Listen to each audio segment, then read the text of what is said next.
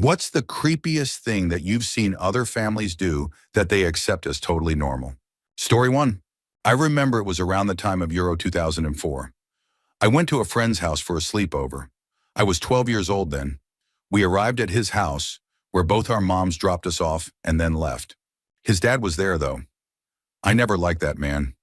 Anyway, he welcomed us in the most unwelcoming way, like he hated the idea of me being there for a sleepover. We went to his room and started playing on his PS2. After about half an hour, his dad came into the room and said, "Okay, I think it's about time, Michael," my friend. Michael got up, unplugged the PS2, and handed it to his father, who took it and placed it on a high shelf. Then his dad made a gesture as if welcoming Michael for a hug, saying, "Speak the words." Michael hugged his father and said, "Thanks, Father, for reminding me to be moderate with distractions from real life." The hug ended, and his dad nodded at us to go to sleep. I went to bed, feeling completely weirded out by the whole thing. My young mind couldn't help but feel guilty for playing the PS2, like it was somehow wrong. The next morning, we woke up, ate, and greeted his mother, who was there. Michael went over to his father, knelt before him, and said, "Please, Father, can I be distracted for a while?" His mother was making coffee as if it was perfectly normal for her son to kneel in front of his dad and beg for something as simple as a little fun. His father looked at me, then at Michael, and eventually went to retrieve the PS2, like it was the hardest thing he had to do. I didn't even touch the controller. I felt so uncomfortable being there. Story 2. This was definitely abuse, and my mom did call CPS on them, but I'll share it anyway. There was a family we knew while growing up where the father had some bizarre and cruel rules. He would time their showers, literally giving them just 15 seconds under cold water. He would stand there, watch, and then yank them out one after the other. They weren't allowed to use the bathroom to poop. Toilet paper was reserved for emergencies and guests. If they absolutely had to go, he would hand them exactly 5 squares of toilet paper and stand there to watch them wipe. The kids trained themselves to only go at school or church. During summer, when temperatures could reach 100 degrees, there was no air conditioning, no fans, and no open windows allowed in their bedrooms. There were about 20 more insane rules, including weird food restrictions. It was really, really sad. Story 3. I knew a woman who was a manager at the restaurant where my wife worked. She was obsessed with living through her 13-year-old daughter in the most extreme way. The girl would come to the restaurant from school, and her mom would immediately start criticizing her, saying how awful her makeup looked and questioning how she expected to attract boys like Brent or Jason looking like that. Almost everything she talked about with her co-workers revolved around her daughter's school drama. She would read her daughter's texts, give her advice on what to say, and constantly trash her appearance. Sometimes she'd even say the girl needed to dress more provocatively before going to football games. She would talk openly about encouraging boys to come over and how she liked to spy on her daughter. One time she even bragged, with a hint of pride, about walking into her daughter's room and catching her coming out from under the covers, with a boy still in bed, right in the middle of what seemed like a Sewell act. It was incredibly disturbing. Story 4. I must have been around 7 or 8 years old. I used to play with a girl who lived a few houses down from mine, across the street. Our neighborhood was safe and pretty decent, just across from the high school. However, her mom was paranoid. She never let us play outside because she was convinced there could be a drive-by shooting at any moment. Any car that drove by, she thought, could be someone with a gun who might shoot us. She even refused to let us play in the living room near the windows for the same reason. One time, while I was over there, her mom pulled me aside. She pointed out a truck parked on the curb outside my house. It was my uncle's truck, and told me it was probably a burglar's vehicle and that he was likely inside my house, killing my family at that very moment. She wouldn't let me go home, fearing I might get killed too. Finally, when my mom called later to have me come home for dinner, she let me go. That family still acts strangely, even after all these years. Story 5. I knew a girl in high school whose parents were completely obsessed with dinner plates. They had an enormous collection of collectible plates, and every room in their house was filled with them on display. The entire house felt like a library specifically designed for those plates. Her bedroom was just a mattress on the floor, surrounded by display cases of plates. You couldn't even lean on any wall because they were all covered like that. The last time I went over there, I accidentally knocked one off the wall. I managed to catch it before it hit the ground, and luckily it didn't break. But the way her dad reacted was terrifying. He flew into a rage, and for a moment, I thought he was going to hit me. They tried to laugh it off nervously, saying, "Ha ha ha, good old dad being funny, ha ha ha ha." One time I asked my friend why they had so many plates, and she went on a passionate rant about how cool the plates were and why they were so special. The explanation lasted for about an hour, and I never asked again. Listening to someone talk about dishware for that long felt like pure torture. Story 6. This is something I shared before, but it's worth mentioning again. I had a good friend in elementary school whose family had this bizarre setup. They lived in a farmhouse that looked like it belonged to the Addams family. Every wall in that house had a crucifix on it, massive ones about 2 to 3 feet tall. They were everywhere, in the bathroom, bedrooms, closets. There was one room upstairs that we weren't allowed to enter, so naturally we sneaked in to see it. It turned out to be a private chapel that looked like it came straight out of the Vatican, complete with burning candles, pews, an altar, and a 6-foot-tall crucifix with Jesus hanging on it. But the weirdest thing was their prayer clock. It was a cuckoo clock where the numbers on the dial were represented by the 12 disciples. I never saw what came out of the clock on the hour, but probably Jesus. Every single hour the clock would go off, and my friend's mom would gather us to write thank you prayers to put in the prayer jar. If we were playing with Legos and had a snack, I'd have to write, "Thank you, Jesus, for letting me play with Legos and eat string cheese." If I forgot to include something like the apple juice, she'd make me edit the note saying, "You don't think Jesus would be sad if you didn't thank him for the apple juice too?" By 4th grade, I stopped going over there. It was just too weird, especially after they had a new baby and declared they didn't believe in diapers. The baby just crawled around, doing its business wherever. 24 years later, what became of the kids?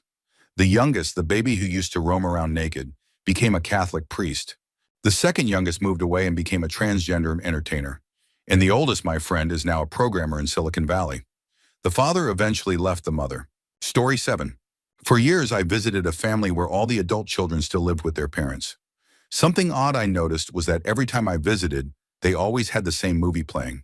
At first, I thought it was just a coincidence.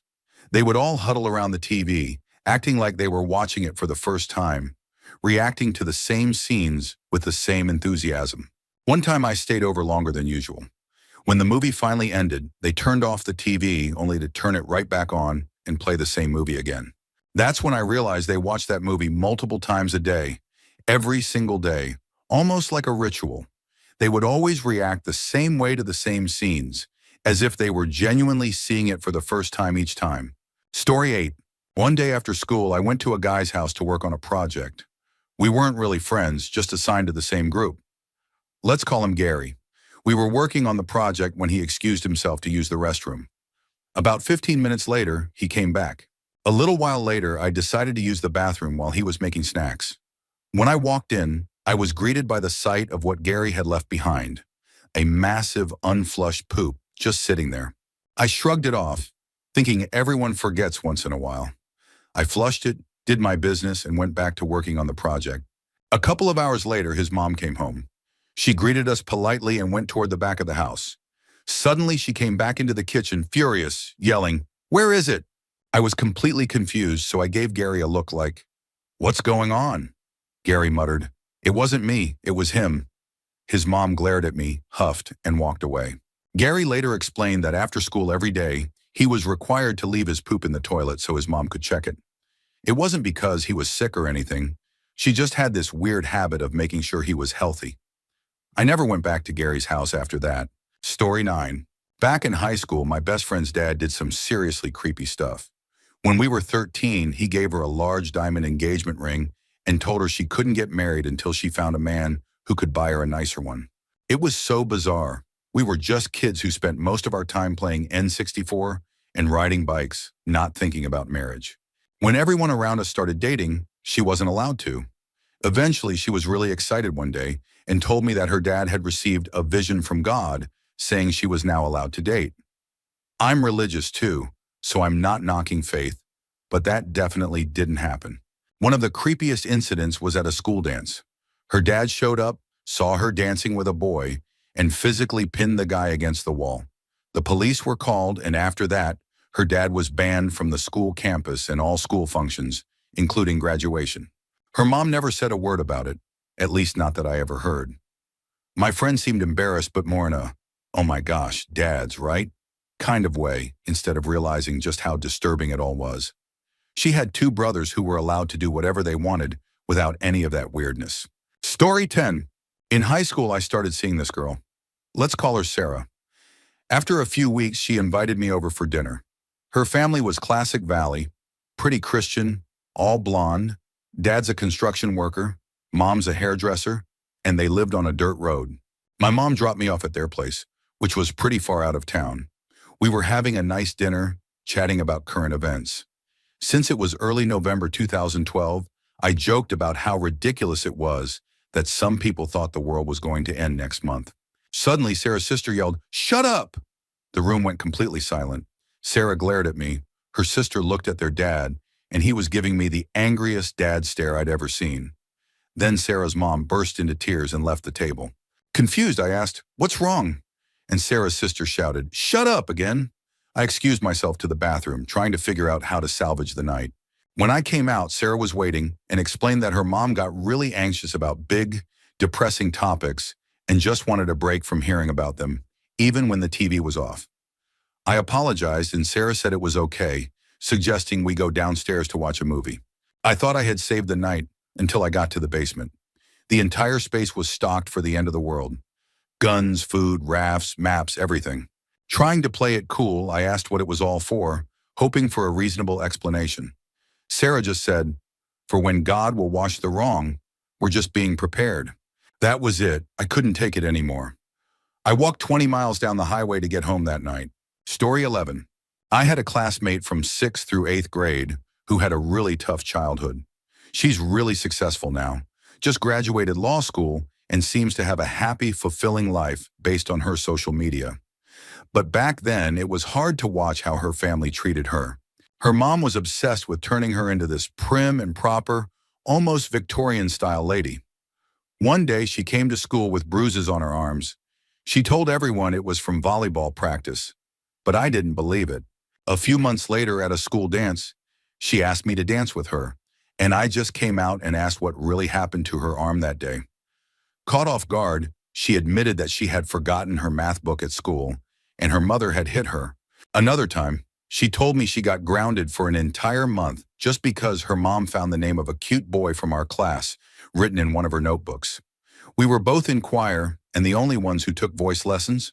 During a competition at the local high school, I saw her mom screaming at her in the hallway because she hit a wrong note during her piano solo and ended up getting a second-place ribbon instead of first, which meant she couldn't advance to the next level. I tried to comfort her, but she wouldn't listen. She just congratulated me on my own first place and wouldn't say a bad word about her mom. The weirdest part is that she had 3 siblings, one older and 2 younger, who were some of the most easygoing, down-to-earth people I've ever met. I once asked her younger sister why my classmate had to meet such crazy expectations, like being fluent in French by 5th grade and taking ballet 3 times a week. Her sister just looked uncomfortable and said, "We don't talk about that." She was the sweetest girl, and I never once heard her say anything bad about anyone. I still think about her sometimes and hope she's truly happy now. Story 12. This might sound strange, but one day my parents decided I was old enough to start coming back home from school on my own. However, they apparently didn't think I was old enough to have my own set of keys. As a result, I used to spend 1 to 2 hours every day sitting on the doormat, waiting for my sister to come back from school and let me in. I was often really hungry, and unfortunately, I ended up peeing my pants at least 5 times. I was around 10 years old at the time. We were a middle-class family, and our neighbors saw me sitting there every day, but no one ever said anything. I sometimes wonder if they found it creepy or strange. After about half a year, my parents finally decided I was trustworthy enough to have keys. They made a big deal out of it, holding a funny ceremony to give me the keys, even making me sign a contract of being the official key bearer. They thought it was hilarious, but it wasn't funny to me. To this day, they still joke about how I wasn't responsible enough at age 10 to keep a set of keys. A few things to clarify. I lived in a block of flats, not a house with a yard, so there were no bushes to pee in. I wasn't sitting outside. I was on the stairs and sometimes I did pee there, but I was always scared the neighbors would come out and see me, so I figured peeing my pants was the safer option. As for why I didn't use the school bathroom, it's because they were pretty terrifying. The locks were often broken, and older girls would go in, opening every stall and laughing at whoever was inside. I didn't want to risk that, so I always held it in until I got home. I could have stayed at school for those hours, but I was afraid of being bullied, and sitting on the doormat seemed safer. I didn't really have friends to stay with either, and even if I did, I would have been too embarrassed to ask. Story 13. I went to elementary school with this girl who would host a big sleepover every year with all the girls from our class, only about 10 since it was a small school. Her parents were pretty strict about bedtime, which wasn't too unusual, but they were also extremely paranoid about robbers. They had the most intense security system I'd ever seen. After everyone got into their sleeping bags, her parents would turn on the system. It was so sensitive that you couldn't even roll over without setting it off. They would put everyone to bed at 7 p.m. and expect all of us to stay completely silent and still until morning. Every single year, without fail, someone would move, the alarm would blare, and her dad would come running downstairs with a shotgun while her mom called the cops. This happened every year. Story 14. During my first few weeks of high school, I made a new friend who invited me over to his house. His family seemed really down to earth and normal. We sat down to eat, and I don't remember much about the meal itself, but after a while I noticed something odd. My friend and his younger brother were licking every last crumb and bit of sauce off their plates. I just assumed they were really hungry after a long day. An hour later, his mom came into the room holding my dirty plate, clearly upset. She demanded to know who hadn't licked their plate clean. My friend nervously pointed at me. She was furious and asked how the next person was supposed to eat from it if I hadn't licked it clean. She left the room, and I just sat there, trying to process what I'd heard. I asked my friend if they actually washed their plates after meals. He looked at me like I was crazy and replied, "Of course we use our tongues so the next person can use it." That was the last time I went to his house. Story 15. I unfortunately grew up in the creepy family. My mom was completely obsessed with the Titanic.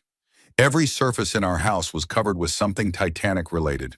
She could talk for hours about the ship, the movie, and how she believed she was the reincarnation of a passenger. She did cross-stitch projects related to the Titanic, made those strange picture carpet things, and practically had My Heart Will Go On playing on repeat every single day.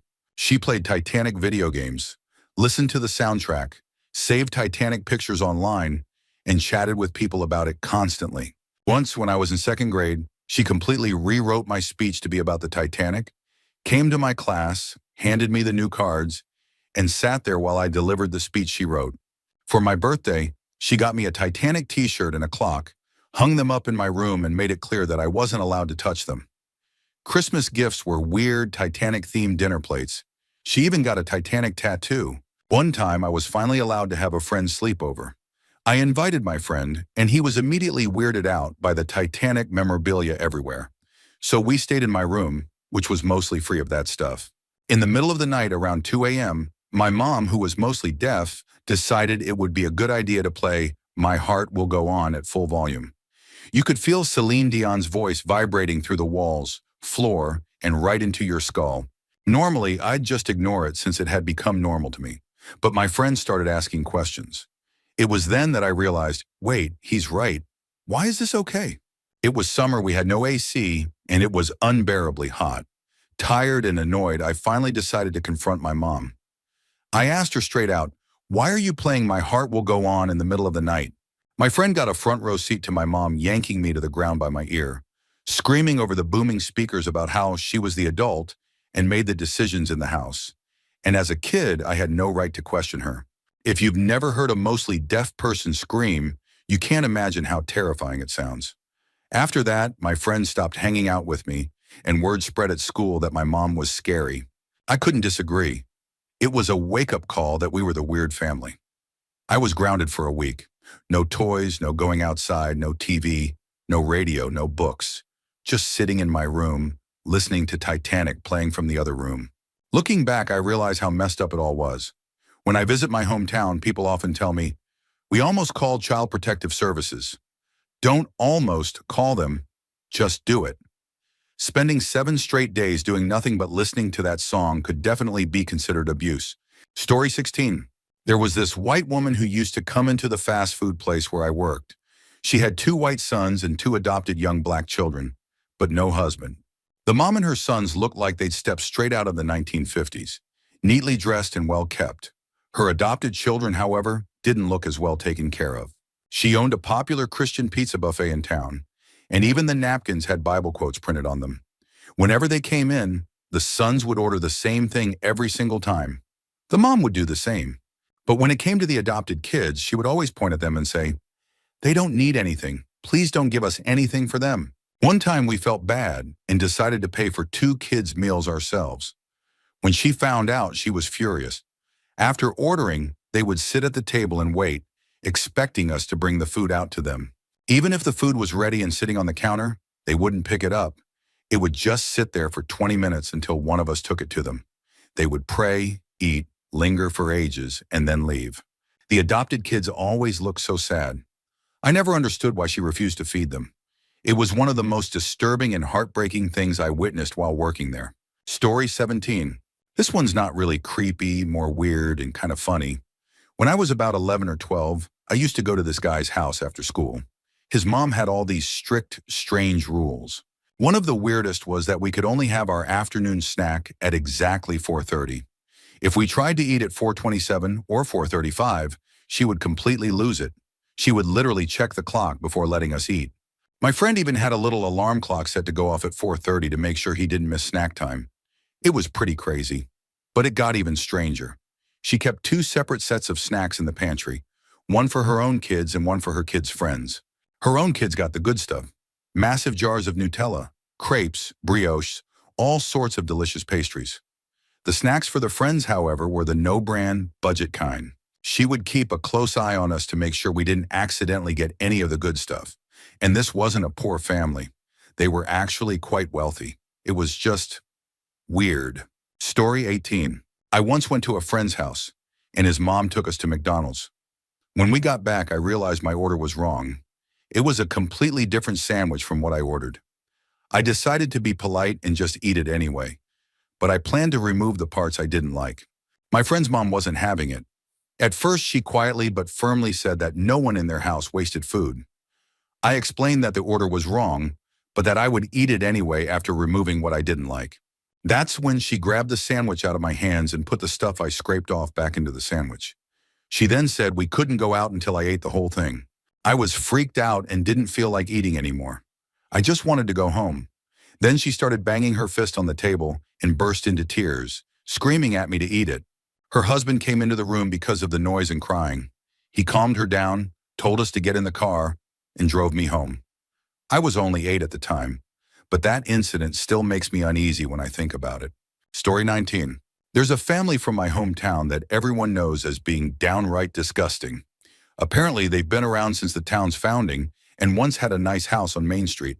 After generations of suspected inbreeding, that once nice house turned into an eyesore in an otherwise decent neighborhood. The city eventually bought out their property and relocated them for free, right across from the town dump. A friend's dad, who worked fixing boilers, once got sent out to their new house. As soon as he arrived, he noticed a horrible smell. When he went inside, he saw the family eating at the dinner table, and underneath the table was a dead dog, the obvious source of the stench. He didn't even bother trying to fix the boiler and just left. I've heard so many gross stories about that family over the years, and after seeing their house and knowing a kid from that family in high school, I believe every one of them. Story 20. Growing up, one of my friends had a family dog that was downright evil. I love animals, especially dogs, but this one was just off. Sometimes it would just snap and bite one of the 7 kids in the family. One day it bit my friend so hard that her finger was sliced open to the bone. Instead of taking her to a doctor, the mom made excuses for the dog, and my friend didn't even bother arguing. It was like she was used to it. The mom actually sewed my friend's finger shut herself. I just sat there in shock, trying to act normal and keep talking to them, but I couldn't believe what I was seeing. I kept thinking about how easily it could have gotten infected. Nothing changed with the dog. Some of her brothers kept sitting on the couch, petting it while watching TV like nothing had happened. I definitely kept my distance from that dog. Their family also believed in energy healing and chakras, which wasn't the weird part. One time I tripped over one of their many potted plants and accidentally tore one of its leaves. The mom made me sit by the plant and feel what I had done, apologizing until the plant forgave me. My friend's younger sister, who supposedly could see people's chakras and the plant's energy, sat with me until she said the plant's energy had turned back to a happy color. There were plenty of other bizarre stories from that family, but those were the ones that stuck with me the most. Story 21. I was friends with these twin brothers in high school, and they would always come over to my house. One day, they finally invited me over to theirs, which was in the same neighborhood. When I walked in, the house was a mess, but I didn't really mind since my own house could get pretty cluttered too. Everything seemed normal at first. We played video games until it was time for dinner. They invited me to stay and eat, and after dinner, I went to the kitchen to put my plate in the sink. That's when I noticed the huge pile of dirty dishes, the filthy stove, and worst of all, roaches crawling all over it. One of the twins came in behind me to grab a glass from the cabinet. When he opened the door, hundreds of roaches were crawling on the inside, all over the glasses and plates, the same type of plate I had just eaten from. He found it funny and yelled, "It's alive!" like it was a joke. I nearly threw up right there. I didn't say a word. I just turned around, left, and never spoke to them again. A few years later, I saw one of them at a gas station. His teeth were yellow and brown, just a complete mess. He works at a nearby Rally's now, but I definitely avoid eating there. Story 22. When I was in 7th grade, my parents decided to homeschool me because I wasn't focusing much in regular school. Since they both worked full-time, they couldn't do it themselves. My mom found a family through a friend that offered to homeschool me along with their 4 children. One of the kids was a little girl, about 7 years old. During lunch one day, her mom put a plate of food in front of her and set a timer next to it. The girl had to eat all her food before the timer went off. If she didn't finish on time, the mom would take her into a bedroom and scream at her as loud as possible. It sounded like she was also being spanked with a belt. The whole thing was uncomfortable to witness.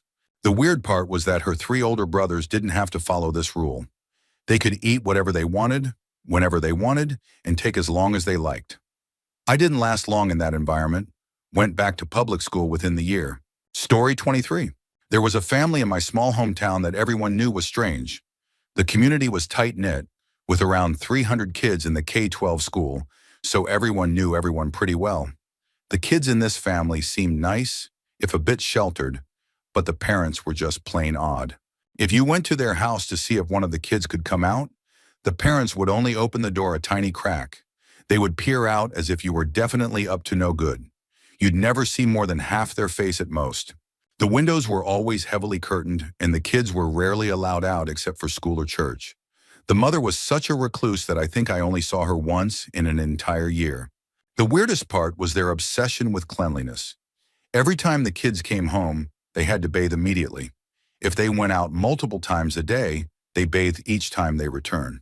On top of that, they were regularly given enemas, at least once a week, because the parents believed that harmful metals were constantly being absorbed into their bodies. The enemas were supposedly to cleanse these metals, and the parents were the ones administering these enemas, even to the older kids. It was bizarre and honestly disturbing. One of their daughters, who was 15, started secretly dating an 18-year-old from my school and got pregnant. They had to sneak around to see each other at school and church because the kids weren't allowed to date. After she got pregnant, they got married immediately. The guy later told me how weird life was in that house. No movies, no TV, no music unless it was church-related.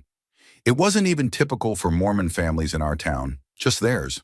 After they got married, the girl continued giving her newborn baby the same metal-cleansing enemas. Her husband tried to argue with her, but she would just do it when he was at work. Eventually, they got divorced because of her strange medical practices. Now the baby only gets the enemas half the year. Story 24. When I was growing up, one of my friends had this little dog that was just plain vicious. I'm a huge animal lover, especially dogs, but something was seriously wrong with this one. It would randomly snap and bite one of the 7 kids in the family. One day, it bit my friend so hard that it sliced her finger open to the bone. Instead of taking her to a doctor, the mom made excuses for the dog. My friend didn't even bother arguing. It was like she was used to it. Then, the mom actually sewed her daughter's finger shut herself. I just sat there in shock, pretending to act normal. but I couldn't believe what I was seeing. The rest of the family didn't seem bothered either. Some of the boys just kept petting the dog while watching TV. They also believed in energy healing and chakras. One time I accidentally tore a leaf off one of their many potted plants. The mom made me sit by the plant and feel what I had done, apologizing until the plant forgave me. My friend's younger sister, who supposedly could see chakras and plant energy, sat with me until she said the plant's energy had turned back to a happy color. That family had so many bizarre rules and beliefs, but those were the moments that really stuck with me. Story 25. My cousin's family is very strict and deeply involved in the Jehovah's Witness faith. They weren't always like that, but as my uncle, by marriage, got more into his faith over the years, he also became a lot more controlling and, frankly, a bit of a jerk. He would whistle at his wife and kids as if they were dogs whenever he wanted them to come to him. He banned any violent or ungodly media from the house and didn't allow his daughter to date because, according to him, she shouldn't be dating anyone unless she was already ready to marry him. Here are some of the most memorable moments from my time there. We used to play Yu-Gi-Oh cards together, but that stopped when my uncle saw the cards one day. He decided they were demonic, especially one called Leviathan, which he claimed was an ancient demon of the devil, according to the Bible. I got chewed out after he found my Harry Potter book in his daughter's room.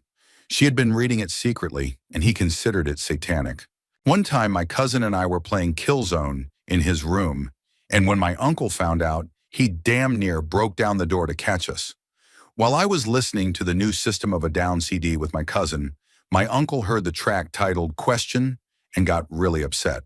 The song, which is about the unsettling thoughts around human existence and mortality, freaked him out so much that he told me to go home and said I wasn't allowed back until he decided it was okay. To be honest, my uncle isn't a bad guy at heart. He taught me a lot growing up, especially since I didn't have much of a father figure myself. He's hardworking, has a successful small business, and even built his own house. But his fanatical faith has made him a poor parent and husband, and it's hard to be around that part of my family now. Story 26. I don't know these people personally, but we came across them one Christmas while traveling through Roswell, New Mexico, near Area 51. My whole extended family and I were on our way to stay in a cabin in the mountains for the holidays, and we stopped at a Dairy Queen to eat and regroup. While we were eating, a well-dressed family walked in, barefoot, every single one of them. Keep in mind it was December in New Mexico, right before a lot of snow, so it was really cold outside. They ordered their food, sat down, and didn't say a single word to each other the entire time they were there. About an hour. The weirdest part was the younger girl, who wouldn't stop staring directly at me the whole time. None of them spoke a word, and when they finally finished, they got up and left just as silently as they had come in. To this day, my family still jokes about the little alien child who seemed to have a crush on me. Story 27. When I was about 15, I became friends with two guys from my Boy Scout troop. They were really nice, and eventually invited me to stay at their place for a week while my parents were out of town. When I got there, everything seemed normal at first. Their mom cooked dinner that night, burgers. After we had filled our plates, their mom poured everyone a glass of milk. I remember thinking, who drinks milk with burgers? But I didn't want to be rude, so I drank it. What struck me as weird was that their mom wouldn't let anyone leave the table until we had all drunk 2 glasses of milk each, at every single meal. Steaks for dinner, milk, salmon, milk. I eventually asked my friends why their mom was so strict about milk, and they told me it was because she believed if they drank enough milk, they'd never break a bone. It got even stranger. After every meal, whatever was left on anyone's plate would be scraped into a big crock pot. They'd keep adding leftovers to it throughout the week, regardless of what it was. Chicken wings, mashed potatoes, even bones. Come Friday, they'd heat it all up and serve it as family stew. It wasn't just meat scraps. They'd throw in entire leftovers, bones and all. I tried to politely decline, but they looked at me like I was being rude, so I just picked at it and hoped not to bite into anything too questionable. Needless to say, I didn't spend another week at their house. Story 28. I work with a woman who was raised in an extremely cis environment. Her father ingrained in her from a young age that men should make all the household rules, and that higher education was only meant for men. She completely internalized these beliefs, and it's been causing her serious problems as an adult. We both instruct martial arts, And one day I was covering the front counter when she approached me after class. I'm only 20 and a guy, so I was surprised she chose to talk to me about this. She asked if she should say something if someone had intentionally groped her during class. I was stunned that she didn't already know the answer. She was genuinely unsure if it was worth mentioning. I immediately told her how important it was to report it and assured her I would handle it right away. The guy responsible is gone. What really shocked me was that she revealed this had been going on for about a year. A whole year of enduring that without speaking up. Her upbringing has also affected her marriage. Over the past year, her husband has become increasingly controlling. He's forcing her to move to North Carolina, 1,000 miles away, even though his job is stable where they are. There's no real reason to move, he just wants to. She's broken down crying to me multiple times, saying she has no say in the decision. I've encouraged her to open up about how she feels, but despite promising she would, they're still moving in a month. It's heartbreaking to see how her upbringing has convinced her that her opinions don't matter. Story 29.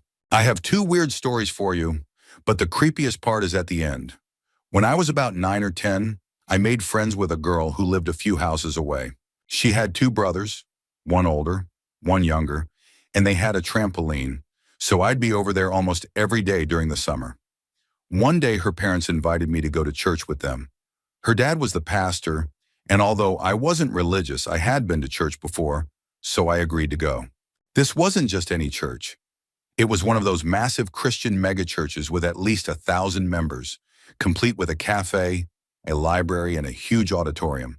During the sermon, the pastor, my friend's dad, said, "If you haven't accepted Jesus Christ as your Savior, come up here now." A few others went up, but I just stayed put. Suddenly, the mom turned to me and whispered, "Go on, sweetie."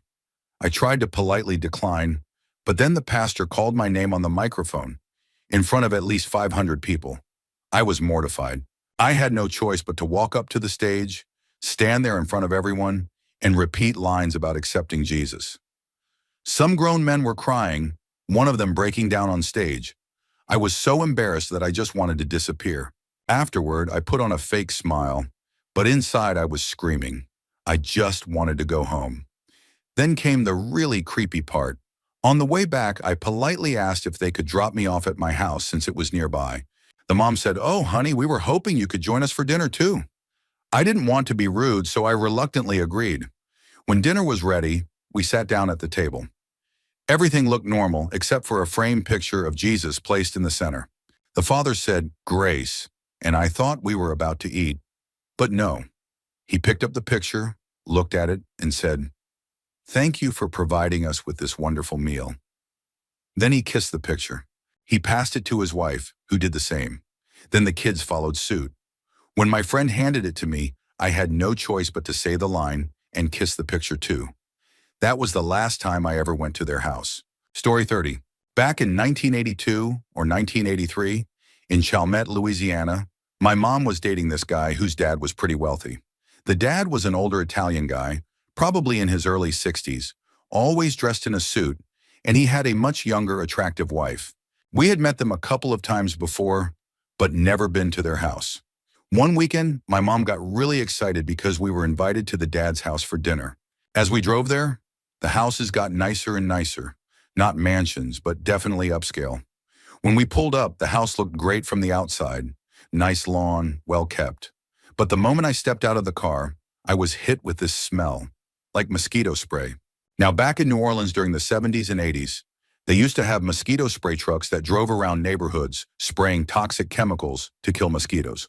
The smell was unmistakable and suffocating. I thought maybe the truck had just passed by because that's exactly what it smelled like. As we walked closer to the house, the smell got worse, overwhelmingly so. My mom's boyfriend knocked on the door, and his dad answered, looking as put together as always in some kind of sporty casual wear. Immediately, little dogs started barking from inside. My mom gave me this look that said she was just as confused as I was. When we stepped inside, I realized that the terrible smell wasn't coming from outside. It was the house itself. At first glance, it looked like a normal, upper-middle-class home with nice furniture. But on closer inspection, everything was covered in trash and dog shesh. The floors were layered with old, rotting garbage and dried dog turds that were turning gray in the heat. The trash even piled up against the walls like a dirty, sloping cave. The linoleum floor in the kitchen was smeared with dried dog shh, as if people had slipped around in it and it had solidified. The smell was a suffocating mix of rotting garbage, dog feces, and what seemed like roach spray, like they had tried to cover up the stench but made it even worse. As we stood there, trying to process what we were seeing, the wife came in from the kitchen to greet us. Just as she did, she accidentally kicked a dried dog turd that skittered across the floor and hit my shoe like a little mouse. She just kept smiling and talking as if nothing had happened. "Hey y'all, I've been making some gumbo and it's just about ready." Even as a kid from New Orleans, I knew gumbo could be sketchy if not made right. But with that smell and the thought of whatever might end up in that pot, I immediately thought, there's no way I'm eating that. Feeling like I was going to throw up or pass out, I asked if I could use the bathroom without even thinking. The wife pointed down a hallway that was so filled with trash it was almost impassable, and the barking from more dogs was deafening. I just froze. Thankfully, my mom put a hand on my shoulder and said, "It's okay, just wait outside." I mumbled an apology and bolted out the door. I stood outside for about 10 minutes, just breathing in the relatively fresh air, even though it still smelled a bit like the house. Eventually, my mom came out, without her boyfriend, thanked the dad and his wife, and we left. As we drove away, my mom whispered through her teeth, "Wait till we're in the car." Once we were safely driving away, she started apologizing profusely, saying she had no idea it would be like that. She couldn't believe what she'd seen, and neither could I. She explained that she had told them I wasn't feeling well, so she was taking me home, but she still planned to go back and have dinner with them. We went back to that house a few more times afterward, but I always stayed in the car. I'd rather sit in the heat than go back in that nightmare of a house. Even years later, I never really figured out what was going on. My mom never talked about it much, and she passed away about 15 years ago, so I can't ask her anymore. I guess the whole scene was so bizarre that she didn't know how to address it. It was like the entire family just accepted that living in a house filled with trash and dog feces was normal. To this day, I still don't know how to process that experience. Story 31. My close friend Hannah has one of the most unusual family situations I've ever heard of. Hannah's parents are both white Catholics who don't believe in divorce. Hannah is the youngest of 5 siblings and she's 18. Her 3 oldest siblings are all Caucasian, just like their parents. However, her 4th sibling, who's only 2 years older than her, is half Native American, and Hannah herself is half black. All 5 children were born to the same mother, and her parents didn't adopt any of them, nor did they use sperm donation. So what happened? Hannah's mother cheated, twice. First, with a Native American guy, resulting in her 4th sibling, then with a black man, resulting in Hannah. Neither biological father is listed on the birth certificates, and neither pays child support. Despite the affairs, Hannah's legal father chose not to divorce his wife because he didn't want to cause a scandal. He stayed with her, even after it happened a second time. Hannah's well-adjusted despite it all, and although she doesn't get along with her parents, she considers her legal father to be her only real dad. Story 32. When I was a teenager, my younger sister and I used to ride the bus with a neighbor girl and her younger brother. Let's call them Jane and Dick. Jane was always really chatty, but she never talked about anything particularly interesting. My sister used to smirk every time Jane tapped me on the shoulder to tell me what she'd learned in math or history that day. We were in the same grade but in different classes since I was taking AP courses. On good days I'd talk with her, but on bad days I'd just want to tune out with my Discman. No matter how many times I put my headphones back on, Jane would tap me again, eager to continue the conversation. I tried steering the talk towards hobbies, movies, music, or books, but Jane had never watched, read, or listened to anything other kids our age did. She had no hobbies and very little to say beyond school stuff. Her brother, Dick, rarely spoke at all. My sister and I were friendly to Jane, probably more so than most, which is why we were the only non-church friends invited to her 17th birthday party. Her dad was a children's pastor, and most of the guests were from their church. When we arrived, Jane's mom showed us her bedroom, proudly pointing out a cat-themed window valance she had just sewn. She explained, "I can't have anyone thinking Jane's room is too plain." The rest of the room was incredibly sterile and devoid of personality, just a hint at how strict her parents were. Then came the birthday activities. The first event was a photo scavenger hunt, but all the items were people. At 8 a.m. on a Saturday, we spent 2 hours knocking on neighbors' doors, waking them up, and asking personal questions to see if they fit any of the items on the list. We took pictures of them in their bathrobes and pajamas with a disposable camera. My sister and I cringed the whole time, especially since our parents knew these neighbors through the HOA. We just hoped they wouldn't recognize us later. Next, Jane opened her presents. Her mom insisted on taking multiple photos of each girl hugging Jane before and after opening the gift. The dad was hovering over us, talking in an exaggerated sing-song voice like we were toddlers. Is everyone having fun? Are you girls having fun? For lunch, we had a pea and carrot casserole while Jane's mom left to develop the photos. The birthday cake was Cool Whip mixed with lime juice served in a pie tin. We all tried to be polite, but it was barely edible. When the party ended, we were given souvenir photos of our neighbors looking annoyed and confused in their sleepwear.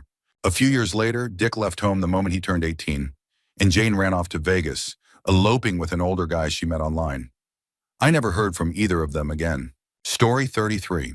Because my dad was a lazy asshole, I ended up feeding and caring for horses for a wealthy family while we lived on their property rent-free. My dad was the one who responded to the ad, but he just left me to do all the work. Over time, I became like another daughter to the family. I grew up around their kids, stayed at their house, joined them for holidays, and even went on vacations with them. I was a few years younger than their oldest son, but older than their youngest. One night, I made a lighthearted joke about what their oldest son might be up to, just because I knew him pretty well. Suddenly, his mom lost it. She shrieked at me that her 18-year-old son would never keep a secret from her and would tell her everything for his entire life. I was just stunned. I glanced at the son, and he gave me this look like, yeah, she's nuts. I'd known him for years, and while his secrets were pretty harmless, like sneaking a few beers at home, smoking a little weed, or fooling around with girls, I would never have ratted him out. I'd always just quietly taken the blame for the beers and kept quiet about everything else.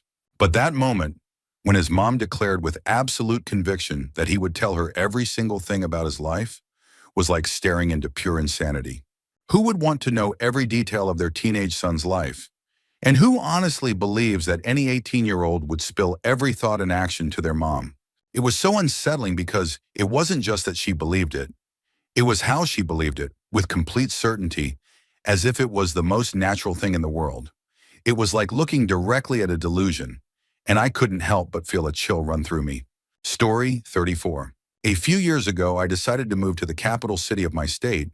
Some friends who still lived with their parents offered to let me stay at their place until I found somewhere to rent. They didn't tell me, though, that their parents were probably the most miserable people I'd ever met. Their mom used to be a teacher, but after one particularly bad class, she retired and became almost completely unresponsive. She spent all day, every day, sitting at the computer playing RuneScape, with the TV constantly blaring in the background. I tried to thank her once for letting me stay, but she didn't even look at me. Her eyes stayed glued to the screen.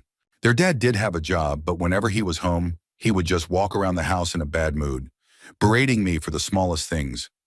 I liked my friends, so it wasn't a completely miserable experience, but it definitely felt surreal. A mutual friend later confided that the parents had made her cry on several occasions. I wasn't surprised at all. It was honestly one of the most uncomfortable living arrangements I've ever been in, and I felt bad for my friends who had to live with that every day. Story 35. In high school, I was friends with a girl whose family was, to put it mildly, strange. Her dad was a doctor, some kind of specialist. Her mom was extremely anxious and rarely left the house, not even to drive. There were 3 siblings, the eldest brother and 2 daughters. I was friends with the middle daughter. One day while we were driving somewhere, I casually mentioned I had an upcoming gynecologist appointment. She responded, "Oh, my dad does that for us." I nearly choked, trying to hold back my reaction. I asked if she ever considered going to a different doctor, and she just looked at me like I was being unreasonable. She explained that her dad didn't trust other doctors to do pelvic exams on his daughters.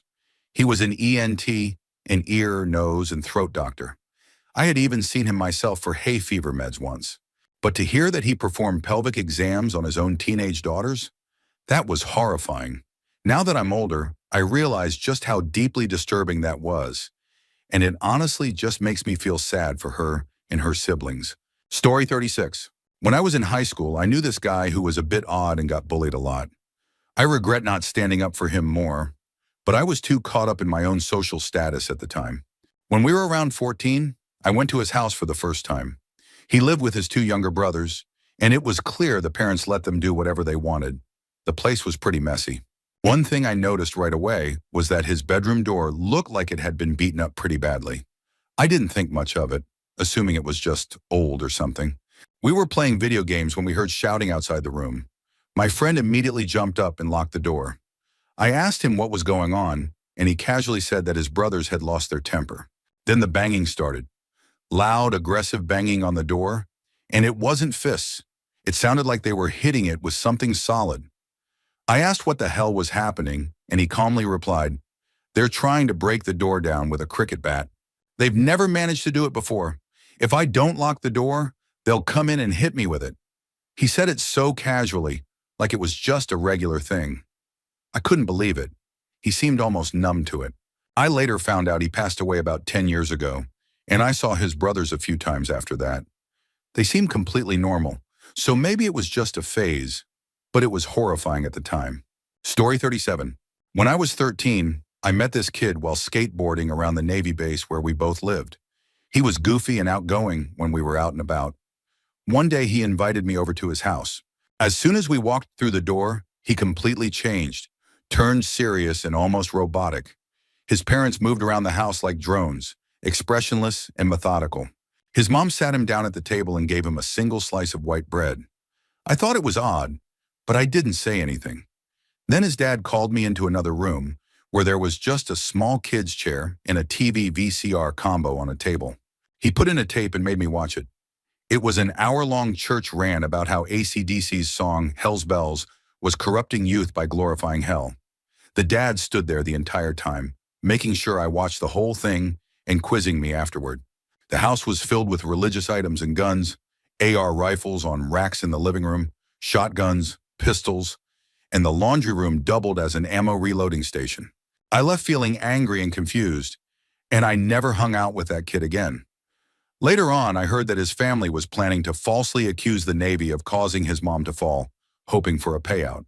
Not long after, military police showed up at their house, and soon after that, they were gone. To this day, Hell's Bells is one of my favorite songs, and I still think about how bizarre that whole experience was. Story 38. When my kids were little, around 2 and 4 years old, we were friends with another family from their preschool. Setting up a play date took some time because they lived a bit further away, but eventually the day came. I, a 30-something dad, showed up with my kids and a backpack full of their stuff. As soon as we walked in, I was greeted by a surprising sight.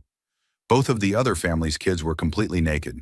To make it even more uncomfortable, there was a girl who had to be about 8 or 9 also walking around without a stitch of clothing. The mom acted like it was the most normal thing in the world.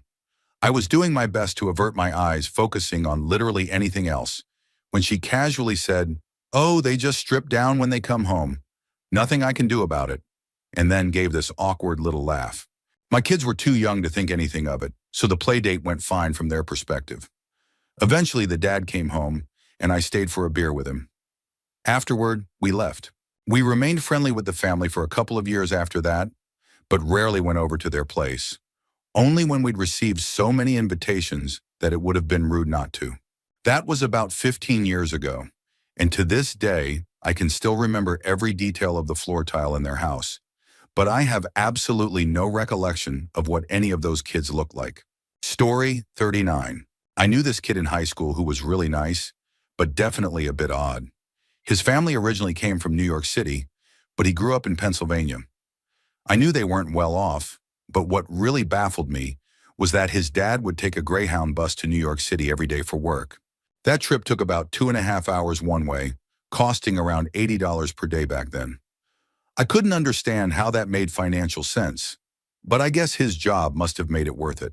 What was even stranger was that they refused to get haircuts anywhere but NYC. Once a month, they would travel back specifically to get their hair cut because his mom insisted that no one outside the city knew how to do it right. In an effort to save money, they also had weird rules about electricity. He was only allowed to do his schoolwork in the kitchen, but he wasn't allowed to turn on the kitchen light. Instead, he had to turn on the bathroom light on the other side of the room and use the ambient light to see what he was doing. He wasn't allowed to have a job or hang out with friends much either. On top of all that, he once claimed that at 18, he had never masturbated. It was hard to believe, but somehow I didn't doubt him. Individually, these things weren't that crazy, but together they painted a picture of a really strange upbringing. Story 40. When I was a kid, around 10 or 11, my parents would sometimes send me and my siblings to stay with our grandma for a few days so they could get a break. Opposite my grandma's house lived a family with two girls, and I'd often hang out with them in the communal garden. One day it started to rain, and they invited me inside to play on their Dreamcast. Of course I went in. They had a cat and a rabbit, and I was sitting cross-legged on the floor playing Sonic Adventure. At one point I put my hand on the carpet to get more comfortable and felt something small, soft and round between my fingers. I picked it up to inspect it, only to realize it was rabbit poop. One of the girls just casually said, "Oh, that's just the rabbit poops." I was pretty grossed out, but I just kept my cool. I excused myself to the bathroom to wash my hands and, on the way upstairs, noticed a cat turd on the stairs. That was enough for me. I decided I needed to get out of there. When I came back down, their mom popped her head out of the kitchen to say that dinner was almost ready. I figured I'd take the opportunity to politely excuse myself. I went into the kitchen to thank her, and when I opened the door, I was greeted by the sight of her squatting over a red bucket, taking a show. I just stammered out something polite and left as quickly as possible, trying to process what I had just seen. I will never forget that goddamn red bucket. Story 41. My mother-in-law has a family living in the trailer next door, a mom, a dad, and their 21-year-old son. The son looks and acts like a 15-year-old, and I was genuinely shocked to find out he wasn't one of the high school kids I sometimes substitute for. He's got scraggly facial hair, rosy cheeks, and dresses like an awkward high school kid. I learned that he's not allowed to get his driver's license, drive the family vehicle, or get a job. He just stays home all day gaming or doing whatever. I once hung out with him at a birthday party, and the mom wouldn't stop making fun of him, calling him a wussy and saying he's useless, laughing about how he looks like a damn 12-year-old. Ha ha ha. It was uncomfortable to watch. He's a full-grown adult with normal mental abilities. Apparently, he's supposed to go to Marine Corps boot camp this summer, barely meeting the minimum run time and pull-up requirements. I really hope he makes it and finally breaks free from his parents, who seem determined to keep him a perpetual child. Story 42. One day I went over to a neighbor Shasher friend's house down the street to play on his new Sega Saturn. Another friend from the neighborhood was there too. At one point, it was just me and him playing, and I guess I was winning because he, being a few years older, kept slapping the controller out of my hand. It hit the floor several times and eventually it just stopped working. Either later that day or the next, his mom confronted me, accusing me of breaking the controller. The other kid, the one who actually broke it, denied everything. I kept trying to explain that Chris kept knocking it out, but she kept cutting me off, asking if I broke it or not. Then things got really weird. She looked into my eyes every time I said I didn't do it and said, "There's a devil in your eyes." She asked again, and when I repeated that I didn't break it, she just kept insisting that I had a devil in my eyes. Finally, exhausted and frustrated, I just agreed that I broke it to make her stop. Suddenly, she smiled and said, "Now there are angels in your eyes," but told me I wasn't allowed over until I paid for the controller. After some time passed, I started going back over there, and it seemed like they eventually figured out that the other kid was the one who actually broke it. They just kind of forgot about blaming me. Story 43. When I was around 10 or 11, my mom needed to leave me somewhere for the day because she had something important to do. One of her friends offered to watch me. The lady had two kids, a 6-year-old girl and an 8-year-old boy. Most of the day was fine. She gave us snacks and let us watch TV. She would just hover in the background, doing adult stuff. Then sometime in the afternoon, she just left. She didn't say anything about where she was going or that she'd be gone, just got in her car and left us alone. It took me about 15 minutes to realize we were home alone. I started freaking out because I had no idea where she went or what to do. The 8-year-old didn't seem to care at all, but the 6-year-old freaked out with me and started crying. I was even more panicked because I didn't know how to handle a younger kid crying. I didn't have any siblings and felt way out of my depth. The lady came back about 2 hours later and saw two upset kids. She got super mad at me, yelling about how I had gotten her daughter worked up over nothing. I spent the rest of the day trying to stay out of her way.